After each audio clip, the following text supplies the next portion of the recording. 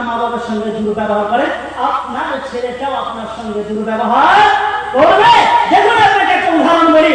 এক ছেলে তার বাপকে তাড়িয়ে দিচ্ছে। কাকে তাড়িয়ে দিচ্ছে? মাঘ মাসের শীতে বাপেরকে বাড়ির বাইরে বার করে দিচ্ছে। বাপ থরথর করে কাঁপছে। এমতো অবস্থায় তার ছেলেটাকে সে বলছে, মানে যাকে তাড়িয়ে দিচ্ছে তার নাতিটাকে সে বলছে, আব্বা একটা কম্বল নিয়ে এসো তো, তোমার দাদাকে দিয়ে দাও, বাড়ি থেকে বের করেছি, শীত অন্তত একটু বাঁচো।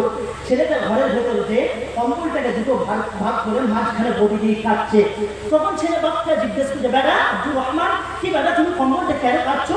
তখন বলছে, আব্বুজি আজকে যখন আপনি আপনার বাপকে তাড়িয়ে দেবেন, এই অর্ধেক কম্বলটা আপনি দিয়ে দেন। আমি যেদিন আপনাকে তাড়িয়ে দেবো, বাকি কম্বলটা রেখে দিলাম, সেদিন আপনাকে দেবো। ওরা বুঝতে পারছি না? যুবক ভাইরা, তোমাকে বলে যাচ্ছি, পিতা মাতার সঙ্গে দুর্ব্যবহার করা, লাল টুকটুকি সুন্দরী একটা বউ পেয়ে ভাই মায়ের সঙ্গে